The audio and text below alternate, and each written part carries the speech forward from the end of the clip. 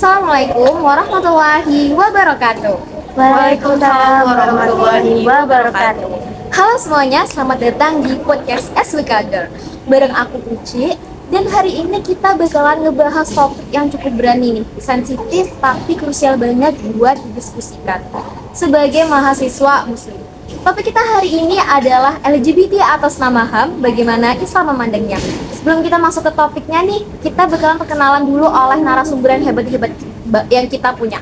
Yang pertama adalah Kak Manda. Halo semuanya. Yang kedua ada Kak Vera. Halo guys. Yang terakhir ada Kak Artika. Hai everyone. Oke, langsung saja nih kita ke poin utamanya. Isu LGBT ini kan sering banget nih ditamengi oleh yang namanya hak asasi manusia atau HAM, seperti hak private dan kebebasan untuk mengekspresikan diri. Nah, menurut Kak Manda nih, sebagai anak muda dan generasi Z nih, gimana sih narasi HAM ini tuh kuat banget di kalangan pendukung LGBT? Nah bener banget nih Kak, untuk statement di awal tuh yang Kak Uci sampaikan. Narasi yang dibangun sama global tuh saat ini adalah human rights, sekuler, dimana kiblatnya kebebasan individu itu mutlak selama nggak merugikan orang lain ya Kak. Tapi itu di barat, contohnya di panggung dunia, PBB sendiri bahkan punya mandat khusus sejak tahun 2016 yang namanya Independent Expert on SOGI kalau nggak salah, Sexual Orientation and Gender Identity. Tugasnya menekan negara-negara berkembang untuk melegalkan yang namanya LGBT atas nama HAM. Jadi ada dorongan politik global nih Kak yang masif di baliknya. Di balik pergerakan LGBT, dibolehin nih di barat. Makanya narasi terasa kuat banget. Jadi kalau ada orang LGBT kita juga nggak bisa ngomong gitu Kak. Wow, sebenarnya menakutkan sekali nih Kak ya, statement seperti itu Kak. Oke, jadi ada dorongan dari internasional juga nih. Nah, sekarang kita bawa ke ranah yang udah masuk di mata kuliah kita nih, agama Islam.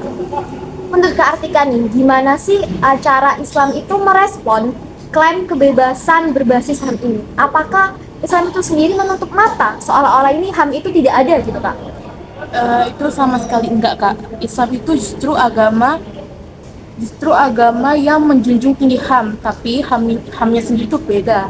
HAM-nya sendiri itu adalah wahyu dari Allah. Bukan murni kesepakatan dari kita. Nah, konsepnya itu disebut maqasid syariah. Salah satunya adalah menjaga keturunan dan kehormatan manusia itu sendiri.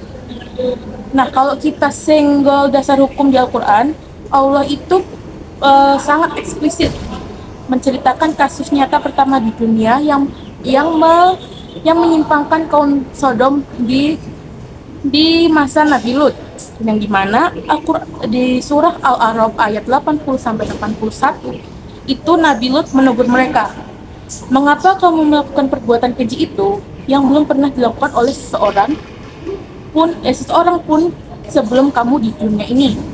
Sesungguhnya kamu telah melampiaskan syahwatmu kepada sesama lelaki, bukan kepada perempuan. Jadi dari teks Al-Quran itu tadi sudah jelas di mana aktivitas tersebut itu mutlak diharamkan dan dikategorikan sebagai perbuatan keji yang melanggar kodrat kemanusiaan itu sendiri Kak. Wah, dapat banget nih Kak dari potongan surat tadi nih Kak ya. Tadi apa surat dari Al-A'raf tadi ya Kak ya? Iya, Al-A'raf ayat 80-81. Oke, baik. Terus nih Kak Artika, kelanjutan nasib kaum Sodom ini bagaimana nih Kak? Soalnya aku tuh kayak penasaran banget nih Kak, tahu apakah kaum itu tuh musnah atau hilang seketika gitu Kak? Untuk kelanjutan untuk kelanjutannya sendiri itu ada di surah Hud ayat 82 Kak. Ketika azab Allah itu datang di kota tempat tinggal kaum Sodom itu sendiri. Tempat kaum Sodom itu dibalikan, bagian atasnya dijatuhkan ke bawah dan dihujani batu belerang yang panas Kak, secara bertubi-tubi. Sejarah nyata ini diabadikan Allah bukan untuk menakut-nakuti tanpa alasan, tapi sebagai peringatan keras bagi generasi setelahnya bahwa penyimpangan seksual yang dibiarkan atas nama kebebasan itu bisa merusak tanaman moral yang menghancurkan sebuah peradaban dari dalam. Oke, berarti batasan dan sejarah itu cukup jelas ya Kak ya. Tapi nih, menurut Kak Vera nih, kita lompat ke Kak Vera.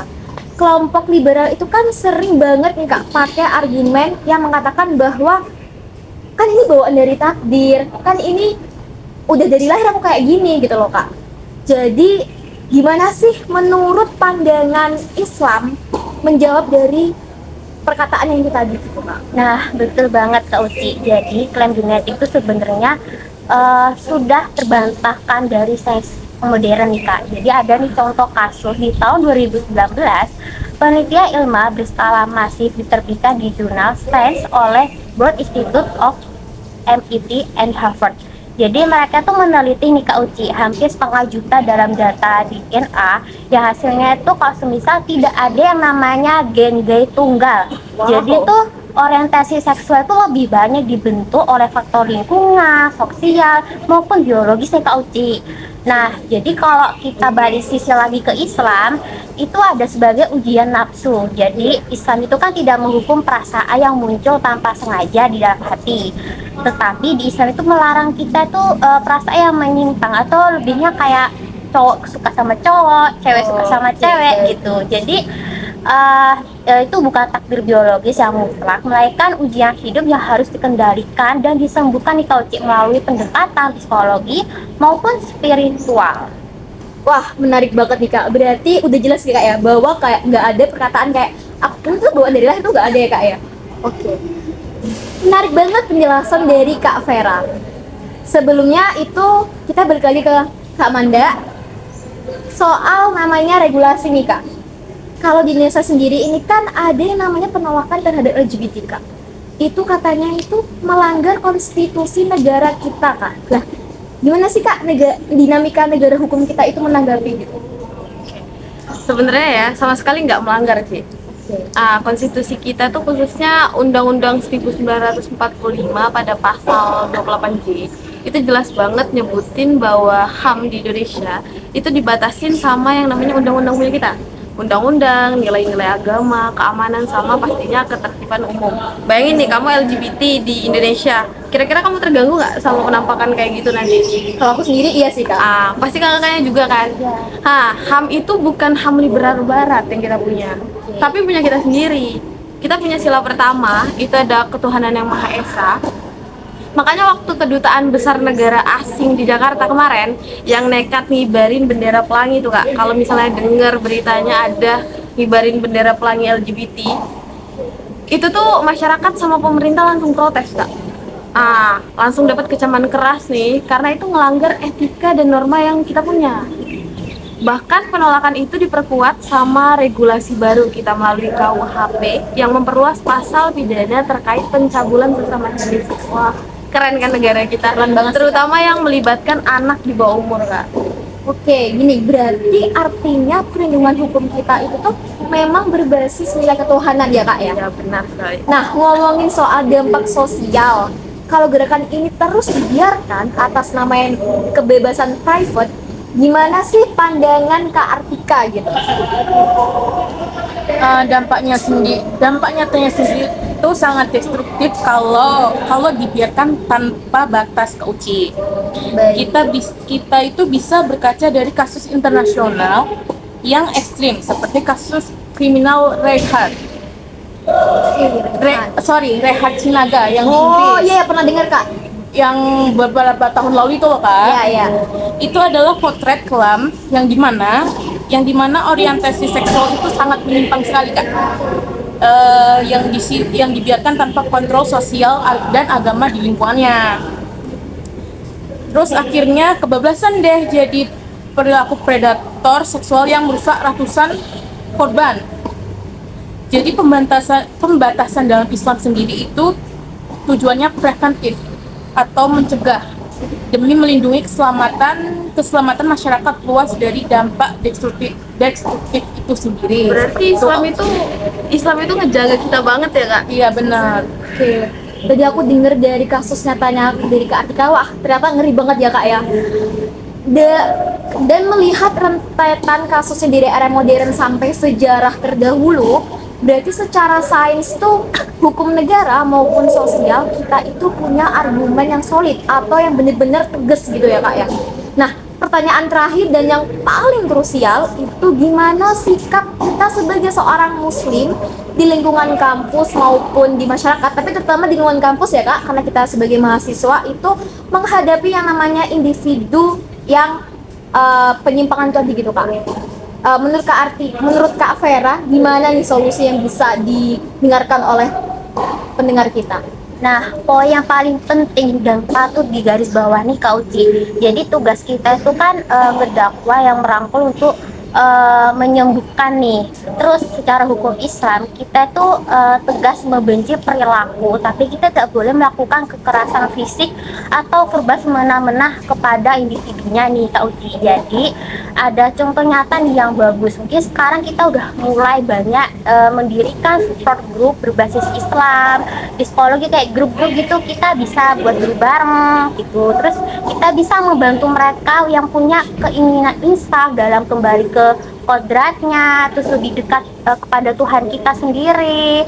Terus mereka juga kita fasilitasi dengan psikologi muslim gitu, terus mengajak ke lingkungan yang soleh, ke masjid, terus mendampingi proses hijrahnya. Islam itu agama yang rahmat, jadi tujuannya itu juga menyelamatkan manusia dari kitanya dan bukan untuk membinasakannya tuh Kak Uti. Masya Allah, tabarakallah nih Kak, luar biasa banget diskusi kita hari ini. Poin dari kalian bertiga nih bener-bener padat dan saling melengkapi gitu Kak.